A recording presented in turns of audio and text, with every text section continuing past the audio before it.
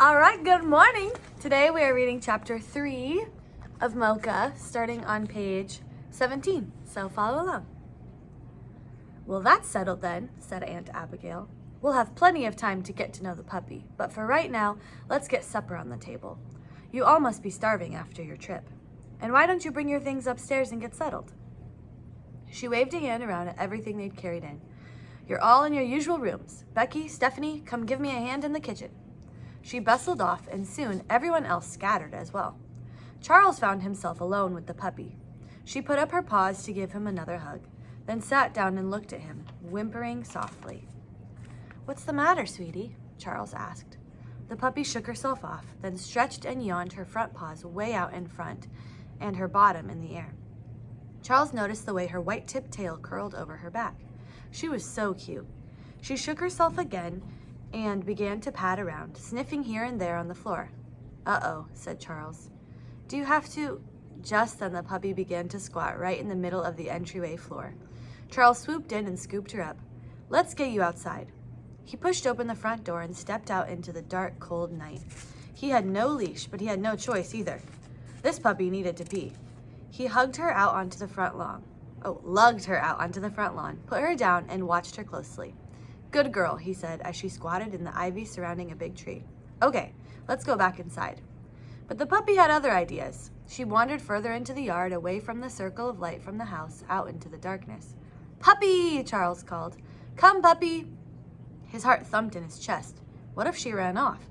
This dog had run away before into 4 lanes of traffic. Wasn't that enough for one day? Come on, girl, he called into the dark. Finally, he spotted her coming toward him, dragging something red and floppy along the ground.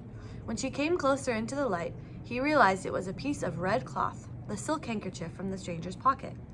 He grabbed the puppy before she could get any more ideas about wandering around.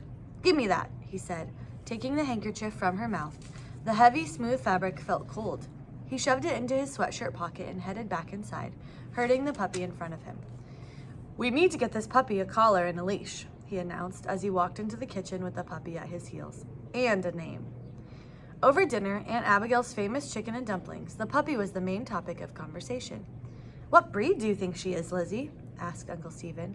He knew that Lizzie had practically memorized the dog breeds of the world poster that hung on her bedroom wall. Lizzie shook her head. I've been trying to figure that out. They all turned to take another look at the puppy, who was lying on a bed they'd made from some old towels Aunt Abigail had provided. She slept soundly with her legs straight out in front of her. Once in a while, her feet twitched and she let out a soft snore. Poor thing, said Aunt Abigail. Whatever she is, she's all tuckered out. What a day she must have had. I think she looks like a St. Bernard, only not so big, said Stephanie. Lizzie nodded. Or maybe a Bernese mountain dog. Same kind of coloring, brown and white. She might have some German Shepherd in her too. Look at her pointy snout and the way her ears sort of try to stand up. She's definitely a mixed breed. An all-American, a mutt. Mutts are the best. Charles glanced over at Buddy, who lay in another corner of the dining room on his own bed. Buddy and the new puppy had similar coloring, brown and white, and their half-pricked ears were similar. Buddy's brown was a tan caramel color, while the new puppy's fur was darker, like strong coffee, but they both had a white stripe up the middle of their faces. Besides that, they were completely different. That was the great thing about mutts, though, thought Charles. Each one was unique, not exactly like any other dog in the world. Nobody knew what mix of breeds Buddy was, but he was the best puppy ever, and they all loved him. Who cares what she is, he said, looking at the new puppy. She's really cute. So what should we call her, asked Becky. How about Pilgrim, since she came at Thanksgiving?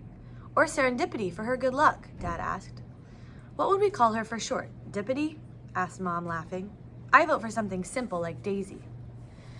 Maybe we should try to figure out her real name, Charles said. After all, she probably had one. We could call her lots of different names and see if there's one she responds to.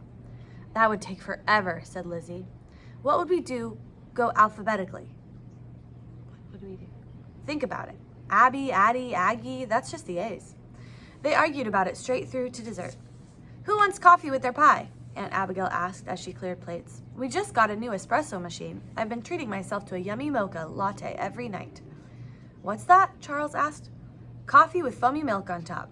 Stephanie wrinkled her nose. The foamy milk part is good, but the coffee? Yuck. Mocha latte, Charles said. That's it. The perfect name for the puppy. She's brown and white, just like coffee and milk. We can call her Mocha for short. Everybody stared at him. What? Charles asked. Maybe that had been a really dumb idea. You're right. It's absolutely perfect, said Mom, reaching out to give his hand a squeeze. And that is the end of chapter 3. Get started on your work. I hope you have a great rest of your day.